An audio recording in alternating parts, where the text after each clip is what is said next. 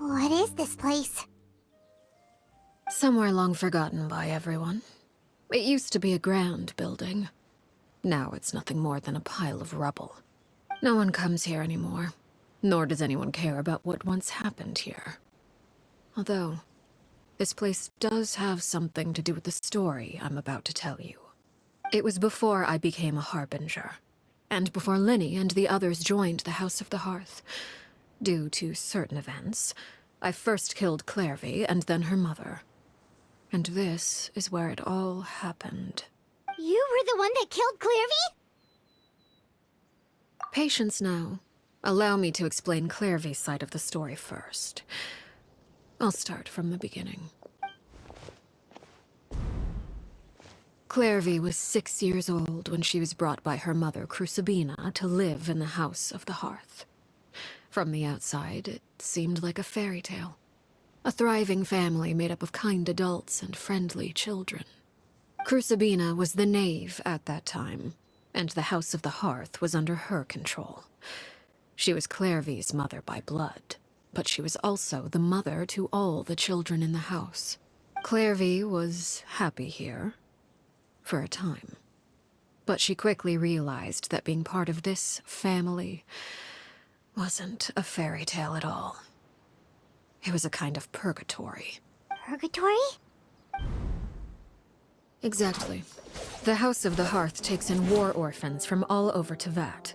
But as for how to raise them, that depends entirely on the person in charge. Crucibina came up with a novel idea. She would teach the children to fight, force them to duel each other, and then crown as the king of the house the child who proved themselves most worthy of inheriting her title. It's difficult to estimate the number of children who died or were maimed in the process. There's little I can say about the ones who died.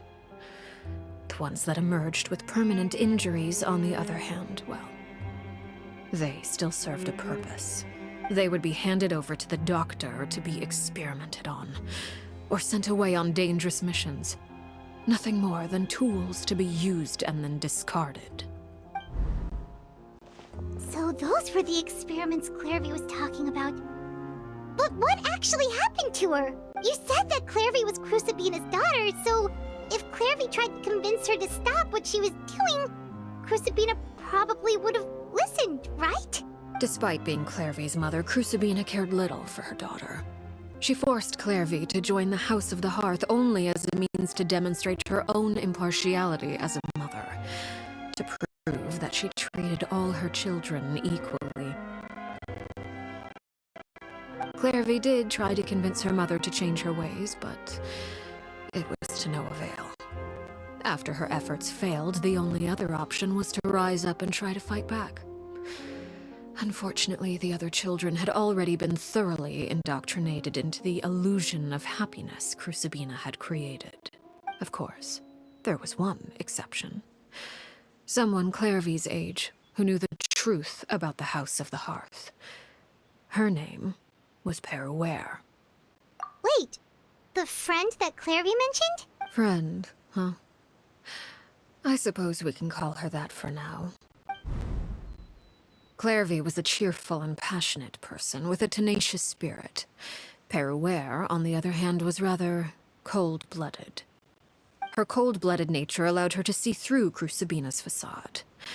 Yet, it was also this cold-bloodedness that prevented her from acting against it. At least at first. While Clervie longed for freedom, Peruere was convinced that, amid all the fighting and violence, she would make it until the end. Despite their differences, the two became fast friends, united by their knowledge of the truth. Clervie told Peruere that she hoped to create a real family, where no one would be killed or sacrificed. There may have been a certain naivete to her ideas, but Clervie proved her determination many times over. She tried countless times to run away, ask for help, or expose the truth. But her efforts only earned her beating after beating. The only thing that kept her going was her strength of will. Even with her body racked with pain, she would still stand on her tiptoes and open the window at night. She and Perouer would look out at the moon together, a fierce longing for freedom shining in her eyes. But one day that light simply vanished. Oh no. What happened? Her hopelessness resulted from a culmination of things. 10 years had passed. 10 years worth of failure after failure. She and Perouer weren't children anymore, but finding any chance to escape still seemed as hopeless as ever. It was during this time that Perouer suggested a new plan. If escaping was out of the question, why not take down the very person sitting on top of this throne of lies? Mother herself. Clervie rejected that proposal. She claimed that, as a famous harbinger, Crucibina possessed an unimaginable amount of power. Trying to kill her would have an incredibly low chance of success. Clervie never gave another reason, but Perouer could see it written all over her face. Clervie still thought of Crucibina as her mother. Killing her own flesh and blood was a line she couldn't bring herself to cross. If she couldn't escape and fight back, then only one option remained. Precisely. Death was the only way that she felt she could be free. It happened during a duel. When she arrived at the dueling ring that day, her partner turned out to be none other than Perouer, the very person that had stood by her side all those years. It was a fierce battle. But ultimately, Clervie decided to let Perouer end her life. From that moment on, Perouer's journey was one written in flames. When the rain finally came and washed it all away, there she stood, the sole victor in Mother's endless game of slaughter. A trail of corpses strewn across her path to success. It was the very result she had predicted 10 years prior. Even then, she believed she would make it until the end. She wasn't surprised by the fact that she emerged as Mother's undisputed heir. Rather, her success left her with an inexplicable sense of restlessness. She was unsettled. And there was only one thing that could quell that sensation. Perhaps you two would like to take a guess as to what it was? Crucibina, you mean? But... Correct. This is the place where Perouer killed her best friend. A mere year later, this is also the place where she fought tooth and nail to kill the mother they shared. The moment she acted, any conception of what was right or wrong ceased to matter. It's one of the principles of the house. Only those who survive get to write the rules. Perouer won the battle, and became a harbinger herself. After which Her Majesty, the Tsaritsa, bestowed upon her a new name. Arlecchino. So the Perry Clervie was talking about... It was you all along. You're Perouer. Arlecchino is just a name you got later. I left that name behind long ago. I must say, hearing it now does bring back memories. After I defeated Crucibina, the moniker of Mother died with her. I chose to forego the title she called herself, and even chose to give up my own name. I rebuilt the House of the Hearth under a new identity. Not only as Arlecchino, but as father. And that is where the story ends. Any more questions? Yeah. Based on what you just told us, Clervie wasn't a little kid when she was killed. So the Clervie we met... Was she really a spirit at all? I suppose you could call her an illusion born of flame. Her existence is like ashes to a fire. Something left over in the wake of blaze and ruin. You see, a certain power runs through my veins. It's not unlike a curse. My flames leave behind shadows of anything they consume. Of course, the chances of those shadows morphing into a sentient entity are exceedingly slim. Clervie is a very special case. Clervie died when she was 16 years old. But what emerged from the flames was her 6-year-old self. Her appearance wasn't the only thing affected. Most of her memories were lost to the blaze as well. Memory is a mysterious thing indeed. Losing a portion of your memories will alter your sense of self. Lose 10 years' worth, however, and it would be like living in the past. Like returning to a version of yourself that never grew up. No wonder Paimon got such a weird feeling when we were talking to her. Perhaps I should put it this way. Clervie is someone trapped in time. It may seem like she exists with us in the present, but she truly lives in the confines of her own past. So if all of that is true, then you must have known about Clervie for a long time. Indeed. She's a rather volatile and unstable entity. Sometimes she would look after the children. She's even saved some of their lives. But other times, she would hide from me and become obsessed with revealing the truth about the house to anyone who will listen. Shadows don't have the capacity to learn or grow. Any new information they encounter is quickly forgotten over time. Your attempts to expose Clervie to sunlight. They failed, yes? The reason is actually quite simple. In Clervie's mind, the house is impossible to escape. And it is this very perception that traps her there.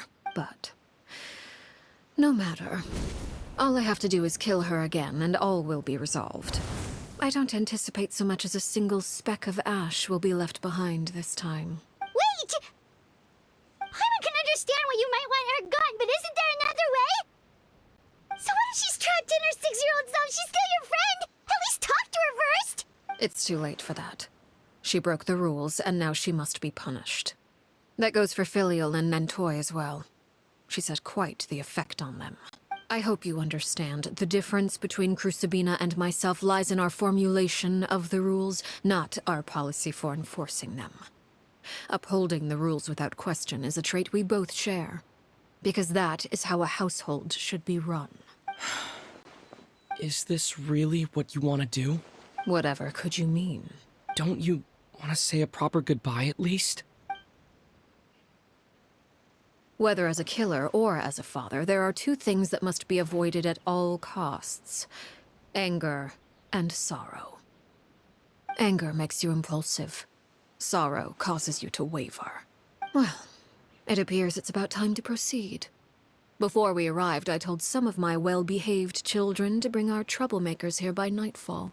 I do believe I've kept my end of the deal. I give your friends quite a bit more time. As for what happens now, we'll just have to wait and see.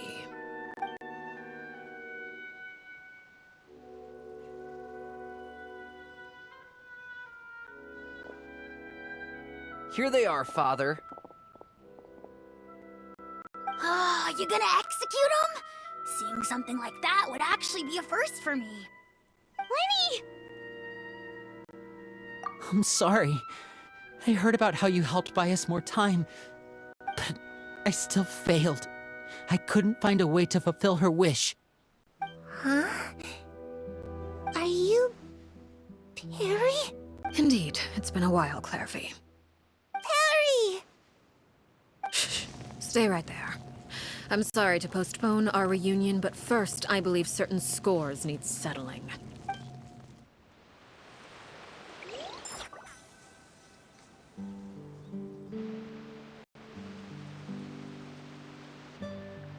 Father, let me explain.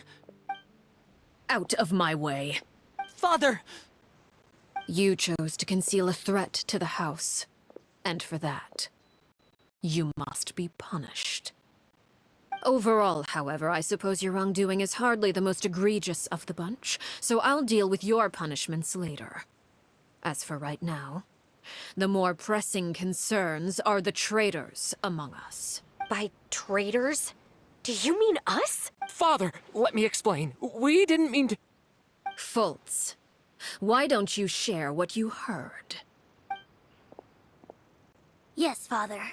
Secret Midnight Meeting number 3. Participants, Filial, Nantoi, Sato, Toddy. Nantoi clearly said, "If only Father wasn't the one who took us in." Sato added, "I'm sick of this life. I just want to live as a normal person." Filial was the worst of them all. She called us crazies and said a bunch of mean things about Father. I did not! You're lying!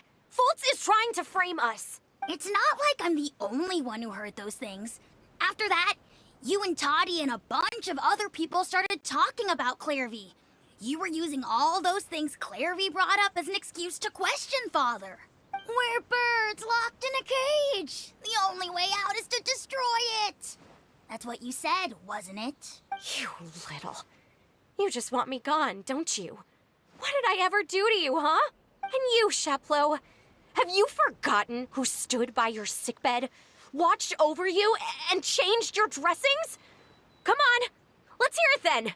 What's your reason for all this?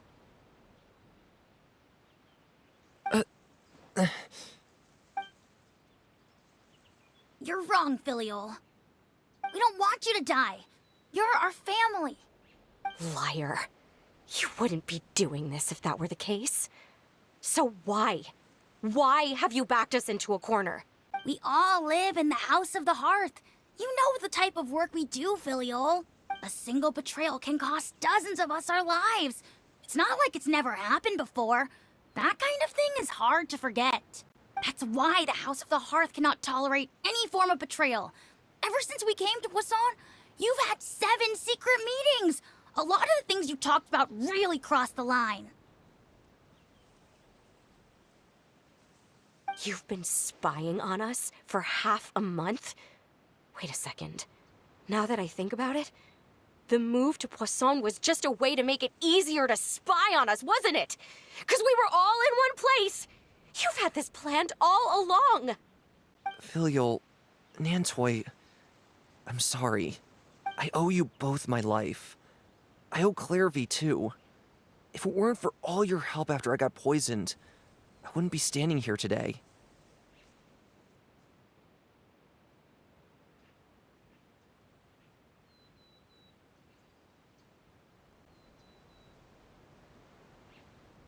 If this were any other situation, I would do anything to repay that kindness, even if it cost me my life. But rules. Why? Why? That's enough, Filial. We made a mistake, and we should own up to it. We broke the rules, plain and simple. And now we have to face the consequences. I'm sorry, Sheplo. Fultz. I'm sorry, Father. We accept our punishment. Chapleau, according to the rules of the House of the Hearth, how should these traitors be punished? All those who betray the house pay with their lives. And so it shall be.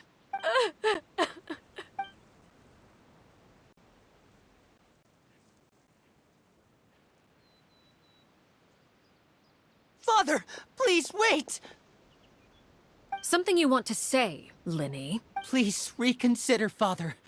What Filial and the others did, does it really count as betrayal?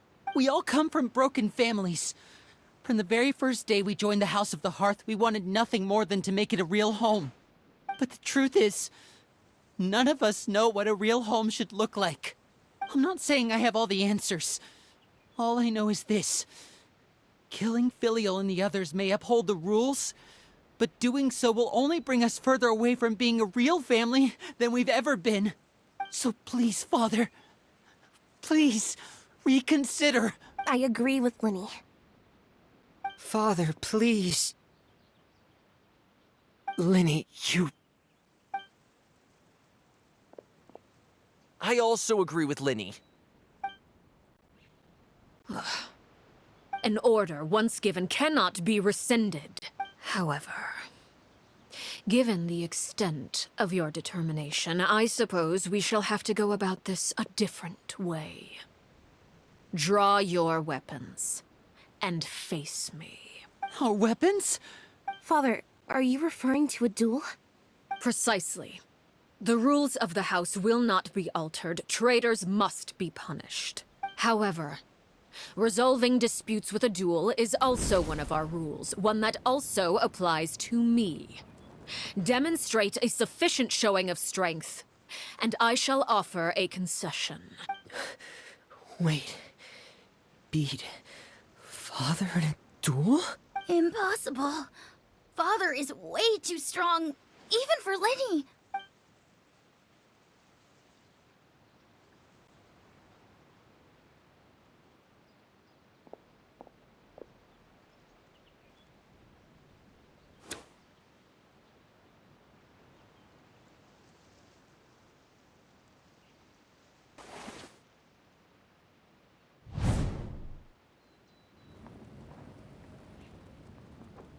Did you hear that, Traveler? Lenny and the others have to duel the knave. What should we do? Can they really win something like that? If they lose, those people from the house are really gonna be executed. Hey, are you listening?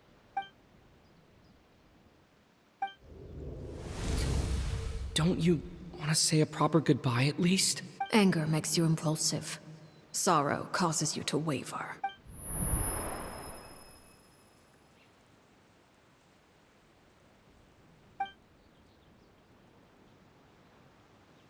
Oh. Looking at that expression on her face, she seems really serious about this. Guess that means there's no chance she's throwing the duel on purpose, huh?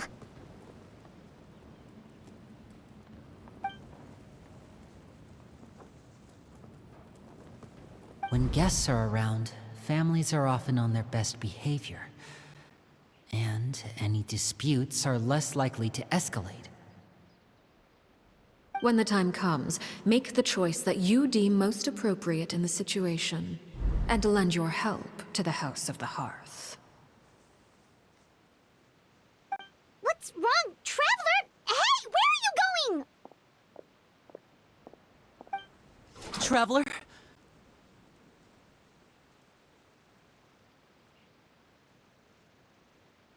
You're asking to join the duel against the knave? I'll allow it. We do have a ready-made dueling ring at our disposal, after all.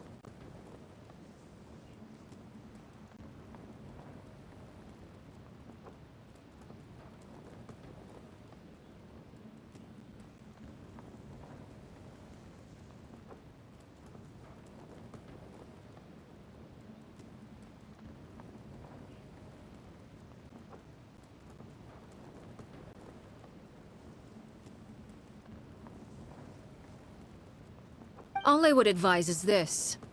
Keep a firm grasp on your weapon, and give it your all. Any less, and you may just lose your life.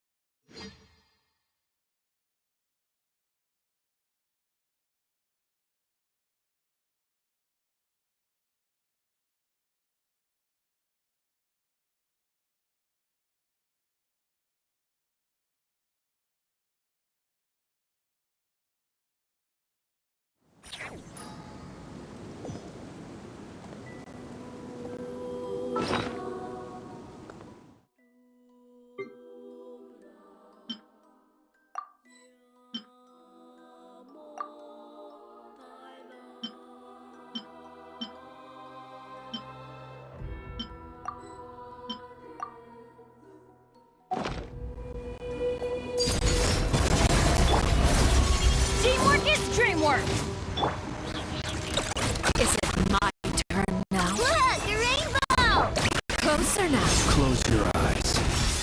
To dust. Watch out for Father's movements! When these rising flames... Is it my turn now?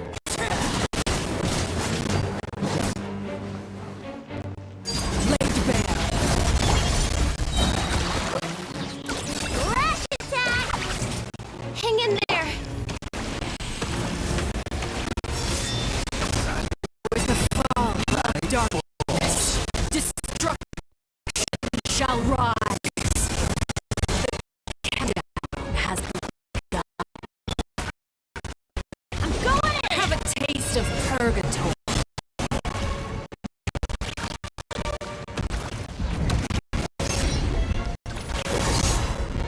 Huh?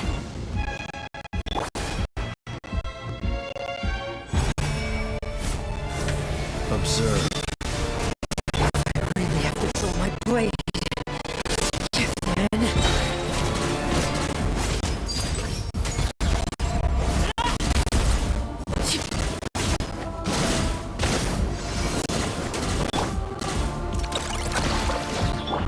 Let's light it up! Off we go! And voila! Fear the dark. How amusing.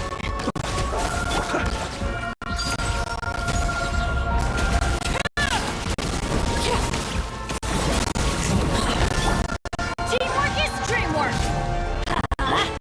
Like a fly tangled in a web. Not bad. You've proven to be a worthy opponent after all. My turn. Witness my rise. Overruled.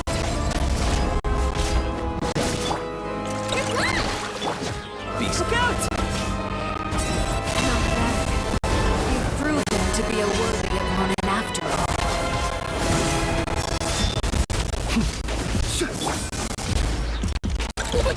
No claw! Spare your energy. Running is of little use.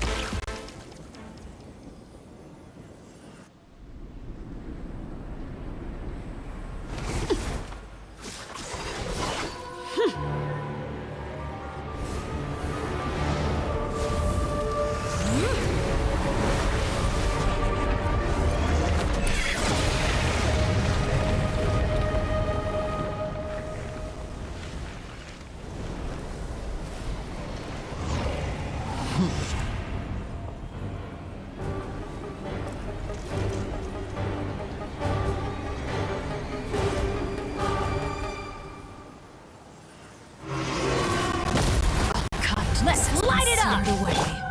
My blade is all that remains. Now's our chance! Over here. Close your eyes. Be silent. You fear the dark. Are you quite fit? Observe.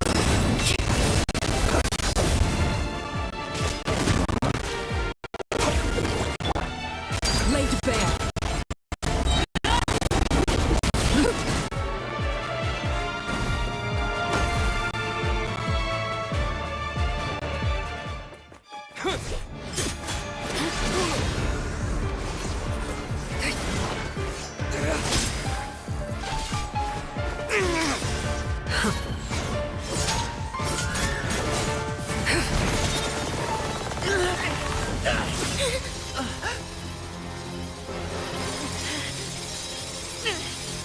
You should know better than to crowd in one place.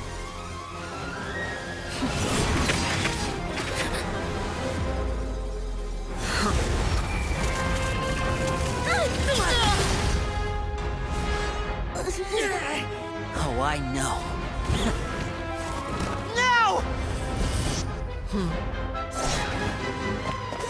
I'm sorry, Father!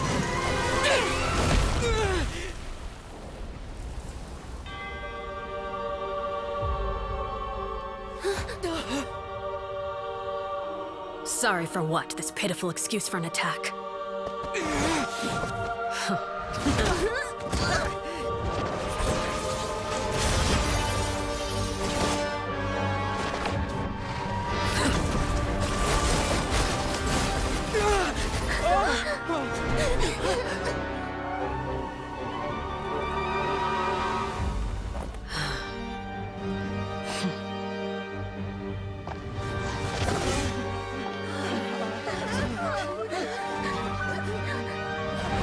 Father, no!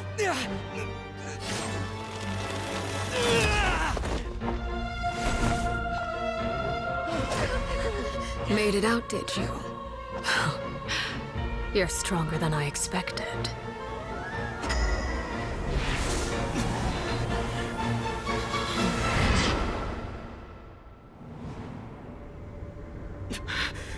A crimson moon? I can't move.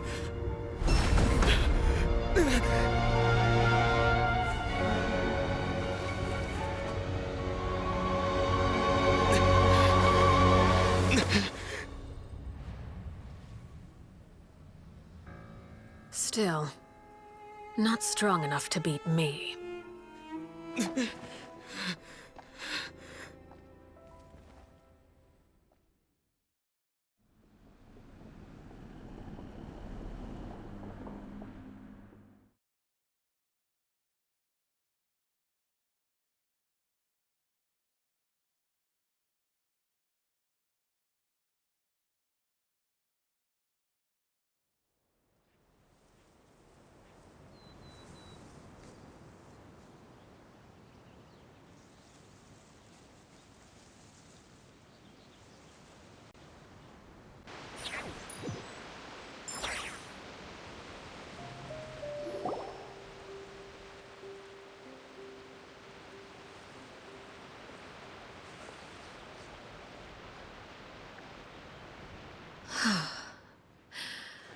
I believe we can end things here. It's not often that we get to enjoy the company of guests, after all. We wouldn't want things to get too out of hand. Brother, are you alright? Lenny! Given that I am the victor of this duel, as agreed, the punishment stands. No! I never thought things would end like this. However, everyone involved in the duel demonstrated a remarkable level of strength and determination. In light of this, I'm prepared to change the method of execution. Elwar, the bottled flames I gave you for safekeeping. Do you still have them? Yes? I wasn't sure what they were for, but I've kept them super safe. I didn't lose a single one. Wonderful. Then, in just a moment, I'll have you administer them. Bottled flames? Indeed. They're the product of a secret experiment. Under certain special circumstances, flames can be extracted from my person and preserved. Once ingested, searing pain will spread across every inch of your body. No harm will come to you physically, but your memories will be burned away, if you can withstand the pain. When you awake, you'll have forgotten everything you know about the House of the Hearth, and will be expelled from the organization. In other words, administering this concoction will kill the version of you that grew up in the house, and give you a new identity.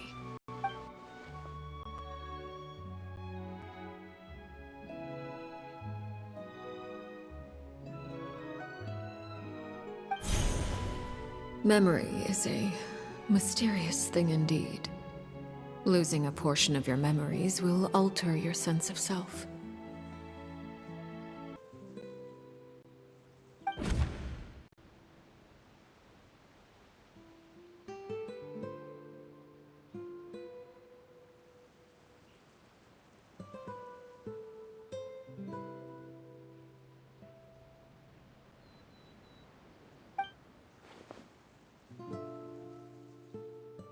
So, you're just letting us go, Father? You misunderstand. Memories are extremely important. Once consumed by flame, the version of you standing before me will die, and our secrets will die with you. So no, I don't intend to just let you go, because the person who survives will be nothing but a stranger. Even so, I won't have to live in fear anymore. I'm sorry, Father. I'm sorry I let you down. But I really... Don't cry, Filial. You haven't left the house yet, so there are still rules to be followed, yes? Remember what I taught you. Anger makes you impulsive, sorrow causes you to waver. Don't let yourself be controlled by your emotions. Of course. I'll remember. Dry your tears, and go pursue the life you really want. Yes, Father. Chaplot, Foltz, Elwar. Take them back to Poisson. And bring Linny and the others as well. I prepared 3 extra vials of bottled flames. As for whether to take them, the choice is yours. Goodbye, children.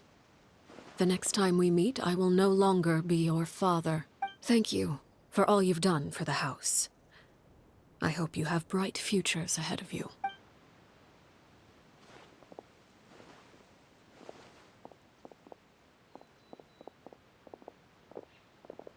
Father.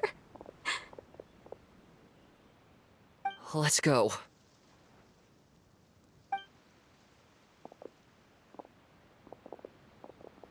Here, grab my arm, Linny. I'll help you walk back. Thank you.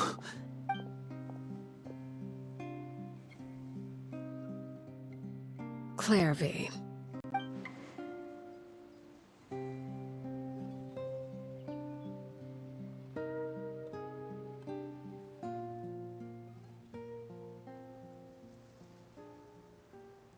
Can we talk now? I've been waiting for a super long time. You really are Perry, aren't you? I haven't seen you in so long. How come you're all grown up? Wait, did I somehow travel to the future on accident? Or am I dreaming? What a long dream. Neither. You died, Clervie. That's what happened. You could have at least sugarcoated it a little. Look, she's so speechless.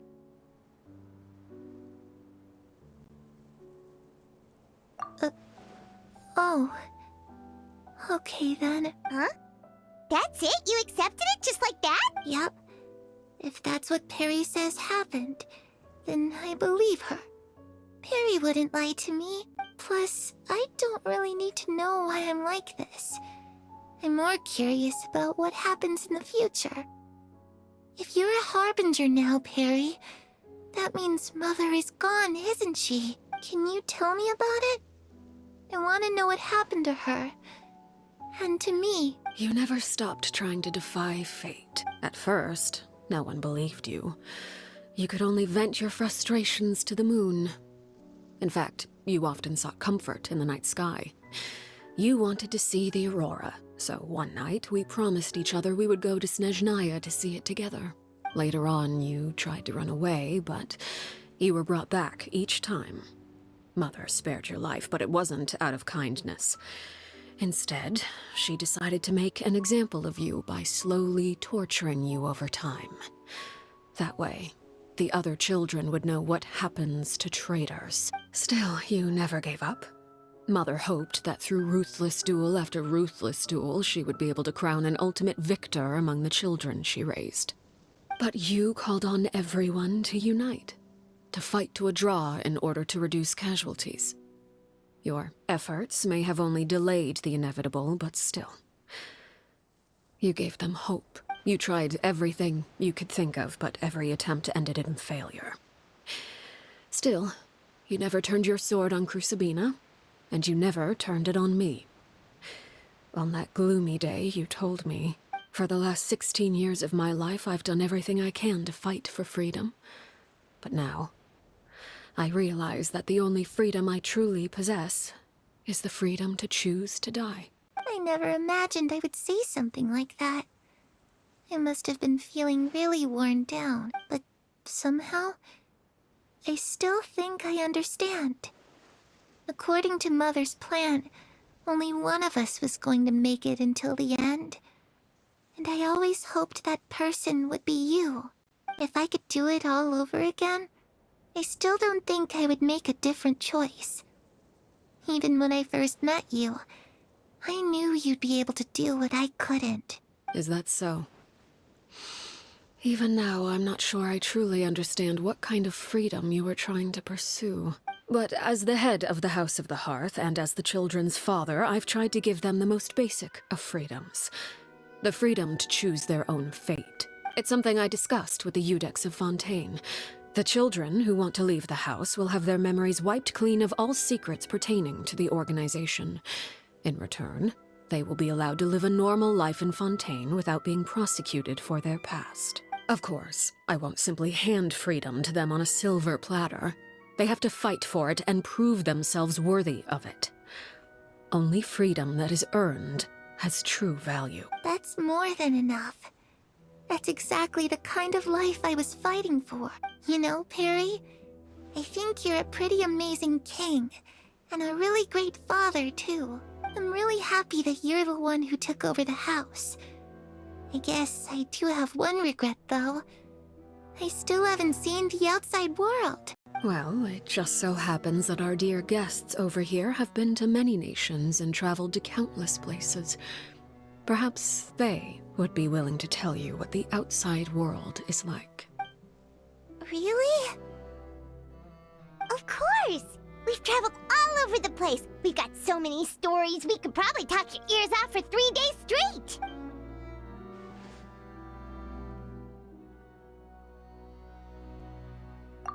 You know, I used to dream of being a bard, playing the lute while singing into the winds of freedom.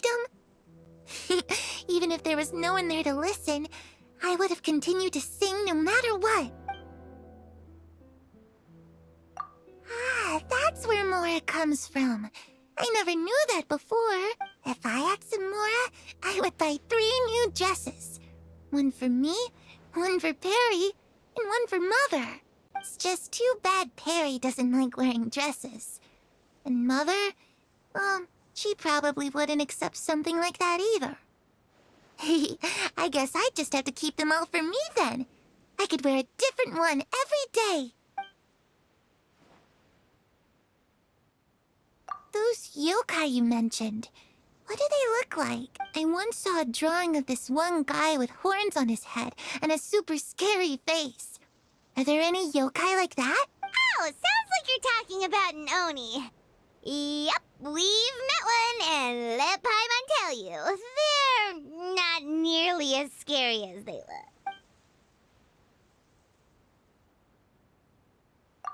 I was always too afraid to skip Mother's fighting lessons, but at the academia, I bet you could do all sorts of secret things in class.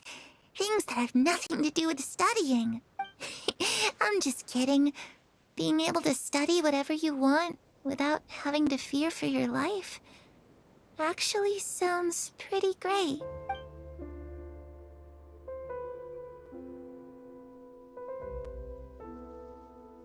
The situation was super dangerous. Lenny and Lynette were accused of committing a crime, and they were going to have to stand trial at the Opera Epicles. Oh no, that must have been hard for all of you. What happened next?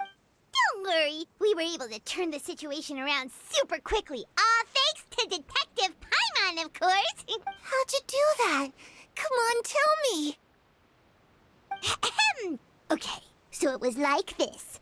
After the failed magic show, we rushed to the scene and...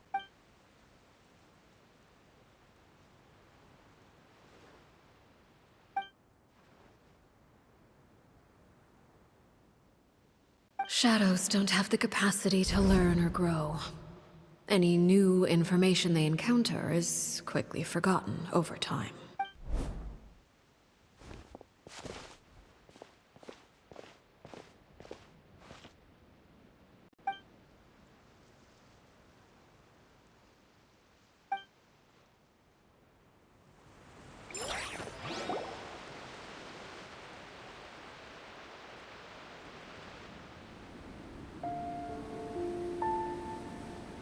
Clervie, you've worked tirelessly from the shadows to overthrow the House of the Hearth.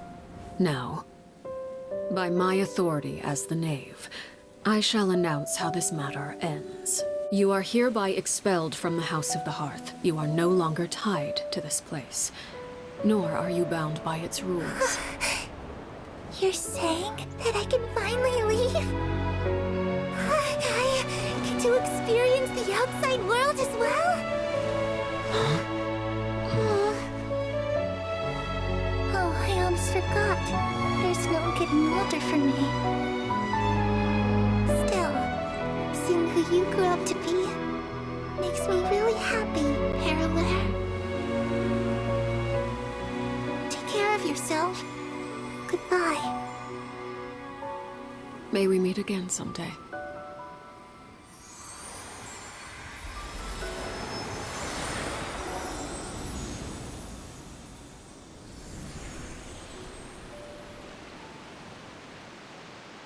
Clervie.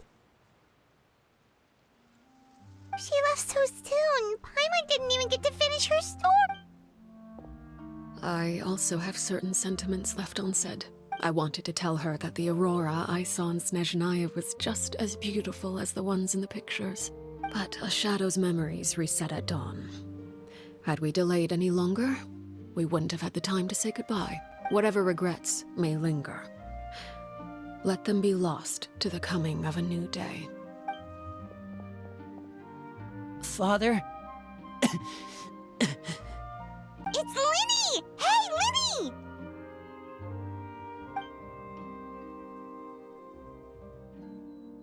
What is he doing back here? Let's go check it out.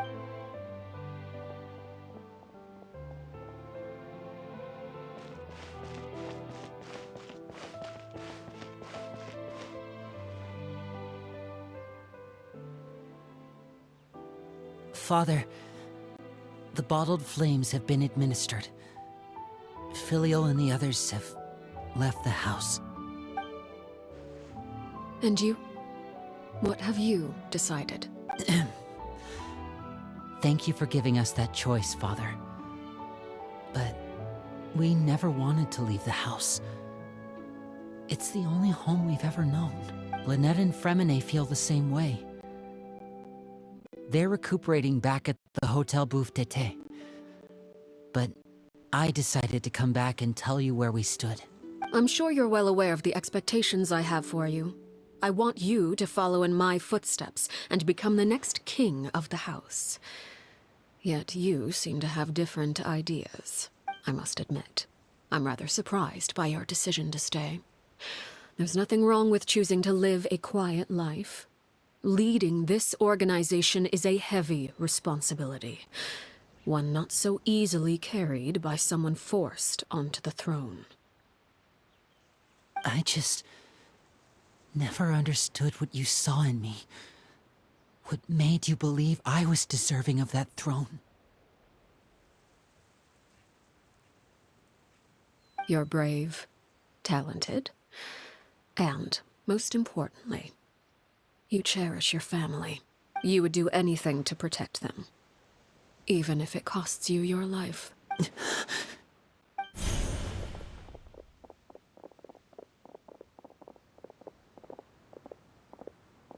Speaking up back there was so brave of you, Linny. It's all thanks to you that we were able to convince Father to back down. You're a hero, Linny. Hero. Father is the real hero. Had Father gone all out during the duel, there's no way I would have walked away with my life.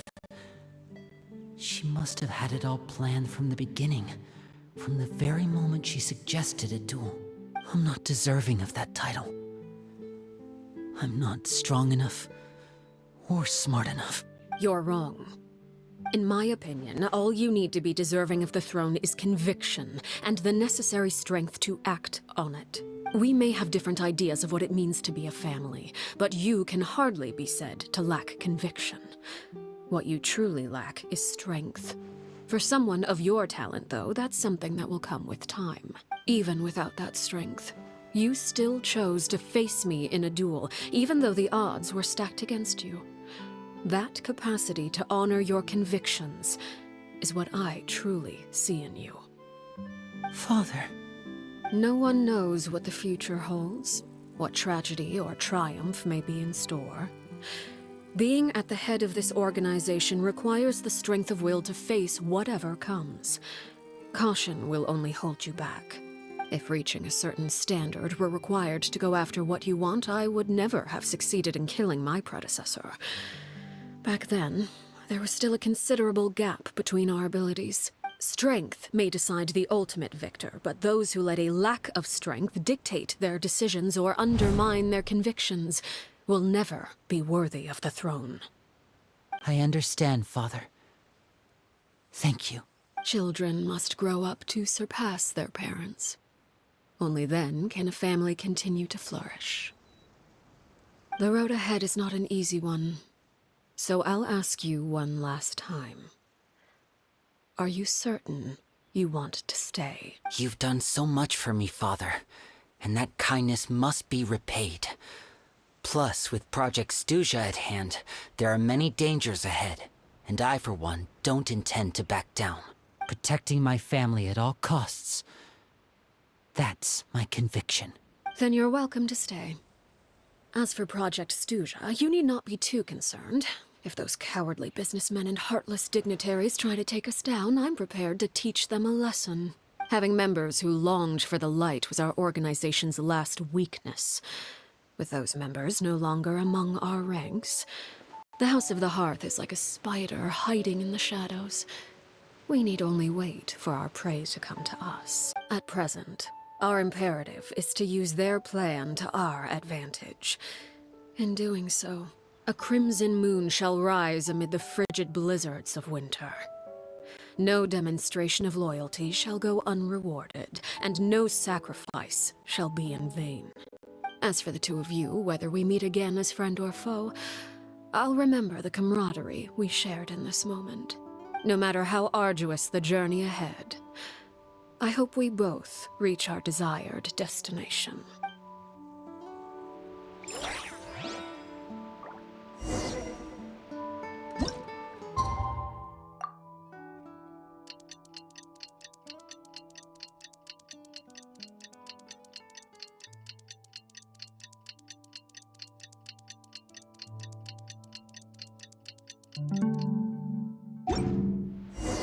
Didn't Linny say that Lynette and Fremine were...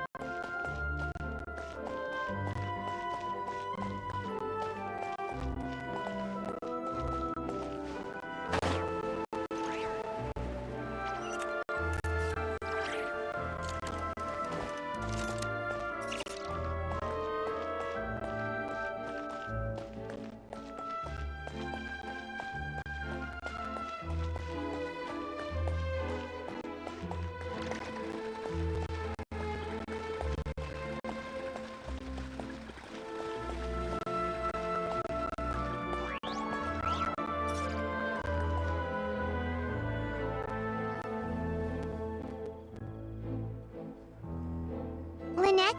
Fremine? How are you feeling? Much better. Whew, what a relief! What about you? Are you feeling alright? I knew you'd come out unscathed. Us, on the other hand, well, we've been bedridden for 2 days. I couldn't even turn over. Oh, and I wanted to ask, is Clervie gone? Linny and the other members have left Poisson and returned to the House of the Hearth. According to him, there haven't been any more sightings of a spirit roaming the house. I see. I'm glad. Father came to check up on us 2 days ago and told us about what happened with Crucibina and Clervie. Actually, I've met Crucibina before. Wait, what? You've met the former knave? Crucibina died a year after Clervie. It was during the year between their deaths that I joined the House of the Hearth. Crucibina had an extremely cruel and radical way of doing things. While she was alive, the atmosphere in the house was suffocating. When I joined, though, the experiment she valued so much had already come to an end, and all the people involved, dead and injured alike, were gone. Crucibina never talked about the past with us newcomers. A couple of months after I joined, Father killed Crucibina and burned all her files. With that, the names of all the people subjected to her experiments, Clervie included, were lost to the flames, along with the painful memories they represented. Father took in Lenny and me a couple months after that, but she never mentioned anything about Crucibina or Clervie. It really seems like something she was planning to keep to herself. The last time you talked to her, did she mention why she kept it a secret for so long? She said she didn't want us to be affected by the dark